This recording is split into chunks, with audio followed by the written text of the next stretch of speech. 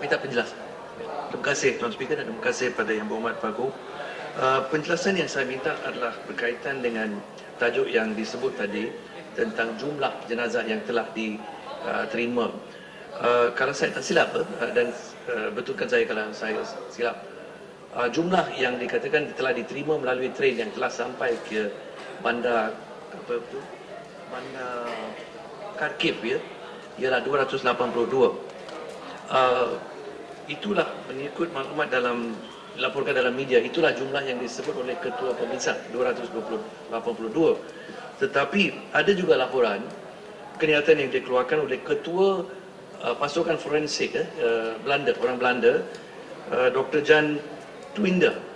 Dia telah semak keadaan di train di Bandar Kharkiv dan dia kata hanya 200 jenazah saja yang dikenal pasti di dalam train. Jadi saya minta penjelasan daripada Yang Berhormat Timbalan Perdana Menteri, apakah kedudukan sebenarnya? Ya, minta penjelasan itu. Benar Yang Berhormat Tuan Ketua, memang begitu. Kerana bagaimana Yang Berhormat faham di ground zero, di mana perkara itu berlaku dan kapal terbang itu terhempas, kita melihat pelbagai-bagai hal ada di situ, termasuklah ada yang dikatakan jenazah mayatnya dalam masih keadaan yang intact, ada juga dalam keadaan yang sudah agak berkecai, ada bahagian-bahagian tertentu, ada yang sudah hangus. Jadi bila dimaksudkan begitu ialah berdasarkan pada data dan maklumat yang telah dikumpul oleh pasukan penyiasat pada waktu itu. Susah untuk kita verifikan keadaan sebenar sehinggalah kajian forensik yang akan dilakukan di Amsterdam nanti. Pasal kalau kita dapat sebahagian, minta maaf daripada jenazah itu di situ, siapakah sebenarnya yang terlibat. Jadi itu akan hanya boleh di-establish bila mana kajian forensik dan DNA dilaksanakan di Amsterdam. Jadi untuk seketika ni yang penting ialah bagaimana kita nak memindahkan jenazah yang ditemui dan apa bentuk bahagian-bahagian tertentu daripada jenazah itu ke tempat yang saya sebutkan tadi. Dan ini sudah pun mula dilaksanakan secara berperingkat-peringkat.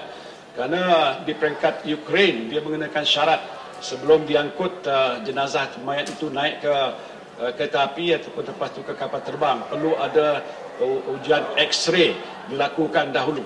Jadi ini mengambil masa. Sebab itu yang saya telah umumkan tadi, sebahagian sudah pun mula dihantar, yang lain itu berbaki akan juga dihantar. Jadi insyaAllah bila kajian ini diteruskan, kita dapat pastikan keadaannya sebenar. Kalau kita ikut rekod yang telah dimaklumkan, jumlah yang terlibat ialah 298. Yang disebutkan angka tadi tidak genap 298. Masih lagi ada di peringkat tapak itu ataupun di kawasan sekitar dikatakan zon naas itu yang mungkin akan kita temui.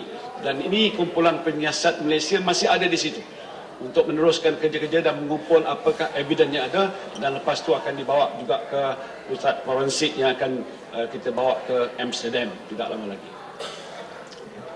Minta penjelasan. Ya. Terima kasih Tuan Speaker. Terima kasih Yang Berhormat Timbalan Perdana Menteri. Saya faham bahawa siasatan yang akan diambil dalam kes ini memang melibatkan banyak negara. Dan dia juga akan melibatkan banyak aspek perundangan-perundangan yang dikatakan teknikal. Dan soalan yang ingin saya tanyakan, Tuan Sri, di dalam kes ini, siapakah yang mengetahui siasatan ke dalam nahas ini, khususnya berkaitan dengan isu-isu jenayah seperti mana disebutkan tadi? Dan soalan yang kedua, dalam perkara ini apakah peranan Malaysia sebagai satu pihak yang juga terlibat dalam kes ini dalam siasatan yang akan dilaksanakan itu? Terima kasih. Bagaimana yang kita ketahui, peristiwa ini berlaku di Ukraine dan ikut undang-undang antarabangsa, bila sudah berlaku di situ maka pihak berkuasa kerajaan itulah yang sepatutnya bertanggungjawab untuk membuat siasatan dan sebagainya, sama ada dia dari sudut jenayah ataupun dari sudut kes kemalangan yang telah berlaku di situ. Maklumat yang kita telah dapati ialah pihak kerajaan Ukraine sekarang ini sudah pun menyerahkan kepada pihak Belanda ataupun Netherlands untuk mengambil tugas ini. Dan ini telah pun dipersetujui oleh pihak Belanda dan sekarang ini mereka lah yang mengetuai pasukan penyiasatan. Dari sudut Malaysia, kita memang bagaimana yang saya telah sebutkan tadi akan menyertai. We have to be proactive tidak menunggu, tetapi kita akan meminta supaya wakil daripada pasukan penyiasat yang telah kita bentuk akan duduk bersama-sama untuk membantu dalam proses penyiasatan supaya kita tahu setiap peringkat perkembangannya. Tuan Ketua, Bagan bangunan.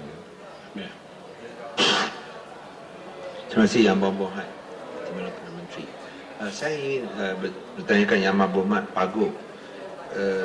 Semasa Yang Berhormat Perdana Menteri adakan perundingan dengan pihak Brodoi, adakah beliau meminta sebarang balasan daripada Kerajaan Malaysia? Adakah ini dijalankan tanpa syarat, without is unconditional, iaitu atas mungkin perundingan atas faktor-faktor bahawa ia harus dipulangkan kepada Malaysia, ataupun beliau ada meminta syarat-syarat tertentu? Kalau boleh, apakah syarat-syarat tersebut? Terima kasih. Yang Berhormat, berlanjutan dengan soalan tadi, dengan cepatnya,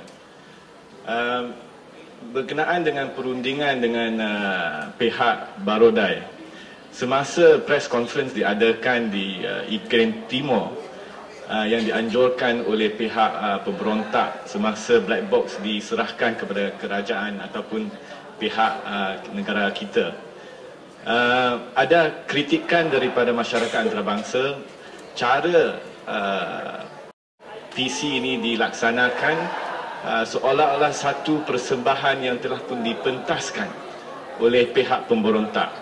Dan dalam satu laporan AFP yang telah pun banyak dilaporkan dalam banyak surat khabar international, semasa penyerahan